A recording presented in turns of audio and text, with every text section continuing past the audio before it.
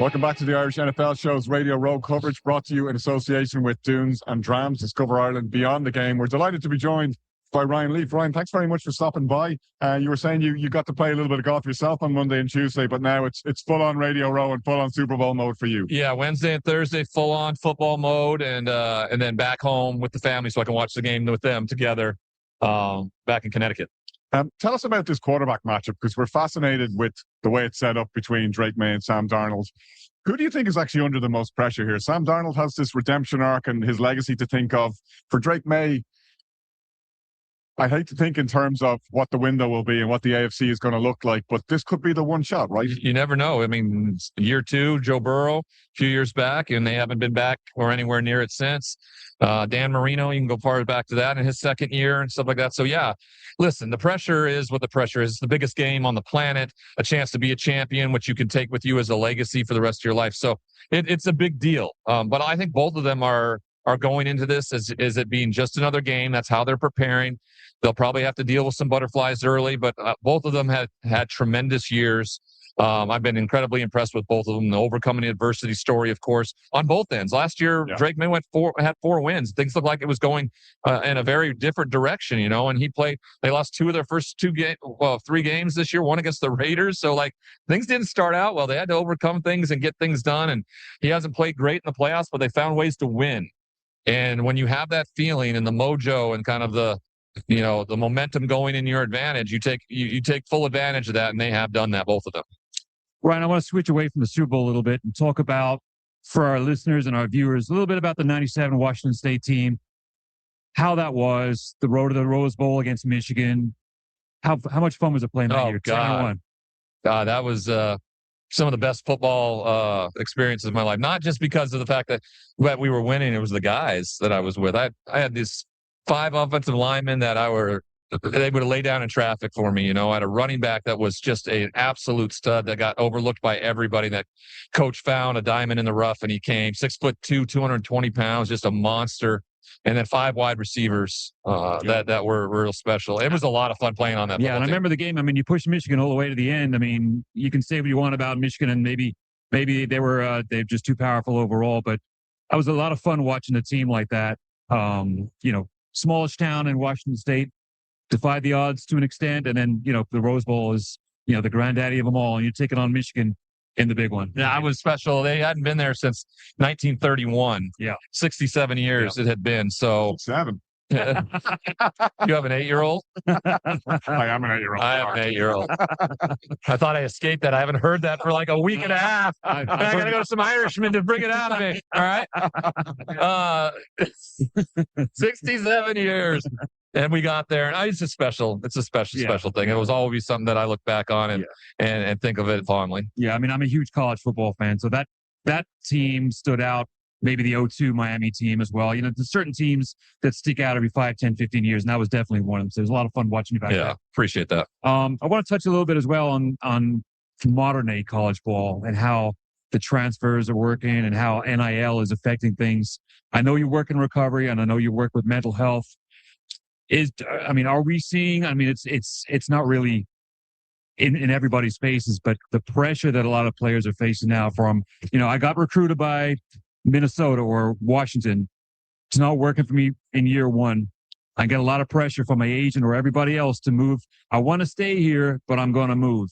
There's a lot going on, mental stress on a lot of the players these days. What are you hearing? What are you saying about it? Yeah, I mean, listen, when you allow too many voices into the conversation, it makes for problems. It makes tension. That's what it does. You have to remember that these people work for you. And so your healthy boundaries are ones that have to be set in the right places. And you are allowing other people to effectively change that chemistry in your brain through that process. And so you remind them pretty quickly that you work for me, and this is what I want to do. We're not trying to make you money here. Right. We're trying to get me with an opportunity to play the game I love and now be compensated for it, in a responsible manner. The thing about NIL that's been so screwed up is that the NCAA, when they lost the ruling from Judge Kavanaugh, was they just said, here's the wild, wild west. They had a committee in place. I know for sure because Rick George was on it. athletic director for Colorado, and they just disbanded the thing and said they want the Wild West. They get it, and that this isn't name, image, and likeness. This is pay for play. Yeah. And that's not what that's about. This is about when a kid in Pullman, Washington takes the team to the Rose Bowl and all of a sudden they start selling out of their jersey in the bookstore. The kid gets compensated for that, for the like whatever dollars that is. It's not what we can build some super team with a rich billionaire who's an alumni. And that's what this has been. So I that's what this has been like. And I have not necessarily enjoyed the product over the last 2 years of what college football is. Well, I was going to ask, that was my next question. What are your current thoughts on how college football is positioned now? I'm in Florida, and I'm starting to see high school kids getting recruited, not even within the state, but out of state, moving to different schools, all because of the dollar sign. What's your impression of college football? It's been hard. For me, I've called the Pac-12. So I was really focused only on Washington State and Oregon State because those are the games I was calling all year. Right.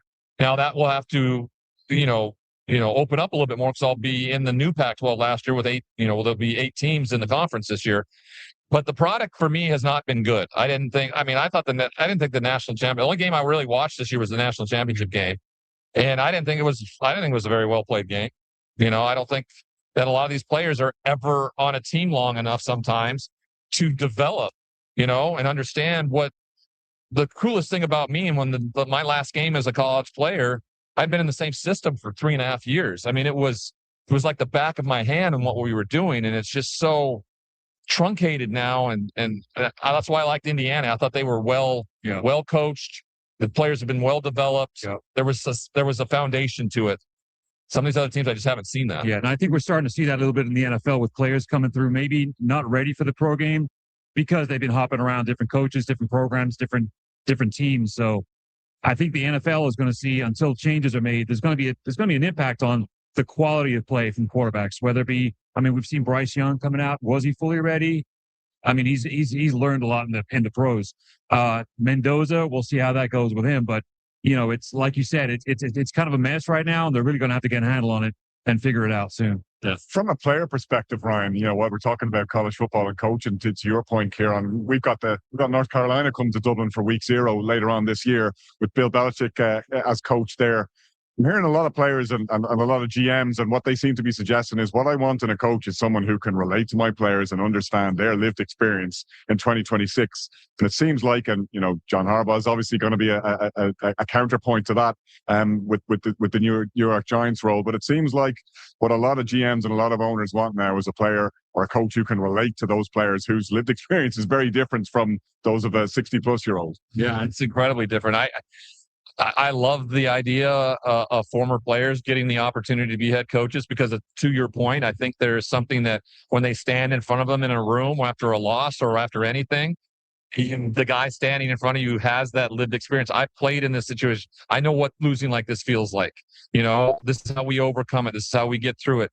Sometimes it really doesn't matter. This generation could care less with what you've done, of where you're going, or what you can teach them, because they think they're all knowing, and when you pay them millions of dollars when they're 18 years old and 19 years old, instead of having them to struggle through the time learning your craft, it's hard to tell them anything. I understand that better than anybody, because once money became a part of me that gave me some sort of identity, it was hard to kind of navigate around me and who I would listen to. So that's a big deal. I hear the way those coaches talk, and I was listening to Sean McVay in his end of season presser, and what I see is emotional intelligence. I hear coaches talking in a way that they care about how players feel, and it's not just, I'm going to be a hard ass and I'm going to tell you everything that you're doing is wrong. It's, I'm listening to you, I hear you, I respect you as a person, and that's how I'm going to get the best out of you as a player. Yeah, and he's great at it. Like, he is as good as anybody at coaching. And as the reason why all of his assistant coaches, it's just not just the tree of coaching. It's because he allows them to coach and do their job while he's on their staff. And then they learn from him and see how he goes about his day-to-day business. And you watch him go and become that individual. So, I love Sean McVay. I've loved covering him over the last, 9 years. He's been the head football coach in Los Angeles, and what he's got good going for him next year is the Super Bowl's in LA. So last time that happened, they won it and they held that Lombardi trophy. So we hope to be back here, back there for that next year, Ryan. But for this year's Super Bowl, who do you like, and why is it Seahawks? It is the Seahawks, and I'm beginning to not like that pick since everybody else seems to be having the same one. It's hard not to see the forward momentum of this football team. They might be playing better than anybody right now. New England struggled offensively, but listen, they were going up against great defenses. They're about to go up against, I think, maybe the best one they faced the entire season. The Seahawks are peaking at the right time. They get pressure with just 4 guys. 4 guys have over 50 pressures this year. It's unbelievable. You don't know where it's coming. You don't know where to put the double team. You don't know where to bring a chipper, any of those things to get help. And then they have great DBs. They got a great cover corner on both sides and a nickel corner to allow for guys to get to the quarterback, and that's a problem. Now, the difference in all this is this isn't the NBA. This isn't Major League Baseball, where you play 7 to win 4. You play 1 to win 1. And if you lay an egg early, or if Sam Darnold, who led the league in turnovers this year, throws a couple interceptions or something like that, like this game can go off on a different tangent. And New England has showed very much so that if you do things poorly, if you turn it over to us, we'll find a way to win the football game. And so that's why I think ultimately New England's going to have to play a perfect game. Seattle can't make the mistakes they've made in the past. That's why I like Seattle. You're talking about great corners. I mean, I'm thinking Christian Gonzalez. If he has a huge game, we know he's going to be following Jackson Smith and Jigba to the extent that he has all season. He's probably going to be closer to him than he has. I know he's got that right side of the field locked down, but he has traveled with the right wide receiver, and this looks like that kind of match. Well, I feel like it will be interesting to see, because the Rams tried to play man coverage early against Seattle, and they burnt them with Rashid Shaheed over the top. And so it will be interesting to see what they do, because they like to play man coverage and blitz, and they've shown that a lot there in the playoffs. But if they don't get to Sam with the blitz, and Sam beats them with some of the speed, and listen, it doesn't matter. I mean, Jackson Smith and Jigba may be covered by Christian Gonzalez, but Sam has a bunch of different options in that, and if they have to rely on playing zone, you have the absolute zone crusher in Cooper Kupp. He's the best zone running receiver I've ever seen play in the NFL. He understands it better than anybody, and he will get open in zone. So it's a problem. Yeah. Ryan, we'll wrap up with this. What does 26 look like in terms of the work you're doing in media with college ball? I know you fill in for the Dan Patrick Show. I love watching you with that, with the guys, with the Danettes.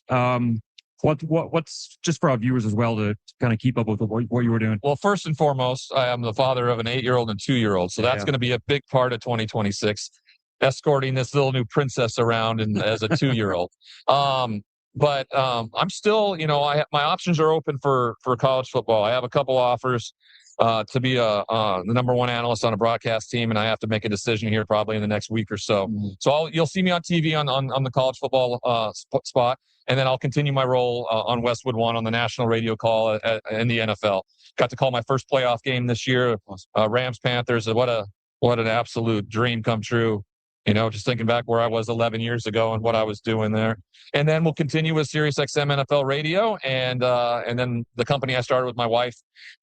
It's a consulting business. We travel around the country and speak, anywhere from 25 or 30 times a year, and try to contribute and give back. But the main thing, and the big reason why I'm here on Radio Row, is my work with the Menninger Clinic, which is in Houston. It's a state-of-the-art psychiatric and substance use disorder facility where we have a partnership with the NFLPA, our union, and I'll be down there quarterly, and anywhere from 8 to 12 former NFL players will be there. And I have a chance for a peer-to-peer opportunity and to give back and show those guys that it's not over, that you have hope, and this is what can become of it. So I'm a really grateful person. I have the superpower of having perspective, a grateful perspective. Well, and thank you for sharing that perspective with us. It's really important work. It's an issue, unfortunately, that's all too prevalent, and it's great to see, as you say, people like you putting it back in and helping people on that path to recovery. I was one of the first guests on your guys' show, right? When you guys started That's right, yeah. They're in the Hall of Fame. I love it. Yeah. One Hall of Fame, I'll be in. I love it.